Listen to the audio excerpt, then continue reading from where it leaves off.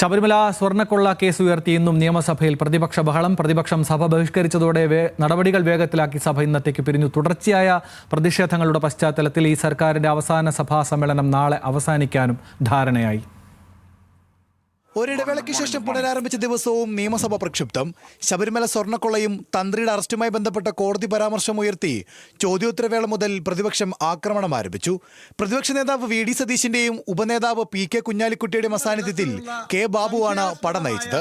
അങ്ങേയറ്റം വിശ്വാസികളെ വഞ്ചിക്കുന്ന ഒരു നിലപാടാണ് ഗവൺമെന്റ് സ്വീകരിച്ചത്.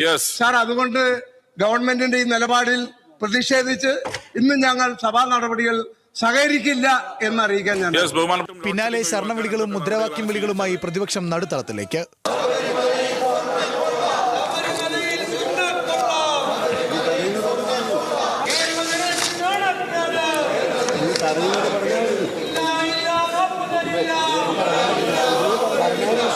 എന്നാൽ കേസന്വേഷണത്തിൽ മേൽനോട്ടം വഹിക്കുന്ന ഹൈക്കോടതിക്കെതിരെയാണ് പ്രതിപക്ഷ നീക്കമെന്ന് ചൂണ്ടിക്കാട്ടി ട്രഷറി ബെഞ്ചിന്റെ പ്രതിരോധം. ഈ അന്വേഷണം പൂർണ്ണമായി നടക്കുന്നത് ഹൈക്കോടതി ഡിവിഷൻ ബെഞ്ചിന്റെ മേൽനോട്ടത്തിനകത്ത് മാത്രമാണ്. ഞങ്ങളുടെ മുൻപിൽ അന്വേഷണത്തിന്റെ ഒരു റിപ്പോർട്ടും വരുമില്ല. സീല് വെച്ച കവറിനകത്ത് ഹൈക്കോടതി ഡിവിഷൻ ബെഞ്ചിനകത്താണ് വരുന്നത്. ഹൈക്കോടതി ഡിവിഷൻ ബെഞ്ച് ഈ അന്വേഷണം ശരിയായ രൂപത്തിലാണ് എന്ന് പറഞ്ഞിട്ടും ഈ സമരം തുടരുന്നത് രാഷ്ട്രീയമായ ചില ലക്ഷ്യങ്ങൾ വെച്ചുകൊണ്ടാണ് സാർ. തൊട്ടു പിന്നാലെ തന്ത്രിക്കെതിരെ രൂക്ഷ വിമർശനവുമായി മന്ത്രി എം പി രാജേഷും രംഗത്തെത്തി. പ്രതിയാണ് എന്ന് മറ്റെല്ലാ പ്രതിയെയും പോലുള്ള അവകാശമേ തന്ത്രിക്കുള്ളൂ. തന്ത്രിക്ക് എന്ത് പ്രത്യേക അവകാശമാണുള്ളത്?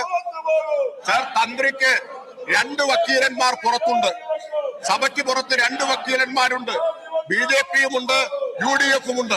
സഭയ്ക്കകത്ത് BJP ഇല്ലാത്തത് കൊണ്ട് ആ BJPക്ക് വേണ്ടി കൂടിയുള്ള വക്കാലത്ത്, തന്ത്രിയുടെ വക്കാലത്ത് പ്രതിപക്ഷം ഏറ്റെടുത്തിരിക്കുകയാണ്, UDF ഏറ്റെടുത്തിരിക്കുകയാണ്. ചോദ്യത്തിന് മറുപടി പറയാൻ എഴുന്നേറ്റ ധനമന്ത്രി KN ബാലഗോപാലും പ്രതിപക്ഷത്തിനെതിരെ രൂക്ഷ വിമർശനമുയർത്തി. സ്വർണ്ണക്കൊള്ളയുടെ പ്രശ്നം പറഞ്ഞ് അന്വേഷണം നടത്താനല്ല, അവരിവിടെ നേരത്തെ പറഞ്ഞതുപോലെ പാർലമെന്ററി കാര്യമന്ത്രി പറഞ്ഞ പോലെ രണ്ടാളുകളാണ് പുറത്ത് ഇവർക്ക് വേണ്ടി വാദിക്കുന്നത്. സാർ, BJPയും കോൺഗ്രസും ഒരുമിച്ച് ചേർന്ന് വാദിക്കുന്നു. സാർ, ഇതിനകത്തിരിക്കുന്ന എത്രയാൾ ഈ തെരഞ്ഞെടുപ്പ് വരുന്ന സമയത്ത് കോൺഗ്രസിനകത്ത് ഉണ്ടാവുന്ന ഒരു ഉറപ്പുമില്ല സാർ. ശൂന്യവേള തുടങ്ങിയതോടെ സഭ ബഹിഷ്കരിച്ച പ്രതിപക്ഷം സർക്കാരിനെതിരെ അതിരൂക്ഷ വിമർശനമാണ് ഉയർത്തിയത്. സുപ്രീം കോടതി പോലും ജാമ്യം നിഷേധിച്ചതിന് ഏറ്റവും നല്ല മാർഗം ഇതാണെന്ന് കണ്ടിട്ടാണ് കുറ്റപത്രം സമർപ്പിക്കാതിരിക്കുന്നത്. പാർഷ്യലായ കുറ്റപത്രം പോലും സമർപ്പിക്കാതെ പ്രതികൾക്കെല്ലാം ജാമ്യം ലഭിക്കുന്ന നടപടിക്ക് ഗവൺമെന്റ് കൂട്ടുനിൽക്കുകയാണ് ചെയ്തത്. ബില്ലുകളെല്ലാം സബ്ജക്ട് കമ്മിറ്റിക്ക് വിട്ട് നടപടികൾ വേഗത്തിലാക്കി സഭ ഇന്നത്തേക്ക് പിരിഞ്ഞു. പ്രതിപക്ഷ പ്രതിഷേധം തുടരുന്ന പശ്ചാത്തലത്തിൽ മാർച്ച് 26 വരെ തുടരേണ്ട സഭാ സമ്മേളനം നാളെ ഗിലറ്റിൻ ചെയ്യും. 15ാം കേരള നിയമസഭയുടെ അവസാനത്തെ സമ്മേളനമാണ് നാളെ തീരുന്നത്. ന്യൂസ് മലയാളം, തിരുവനന്തപുരം.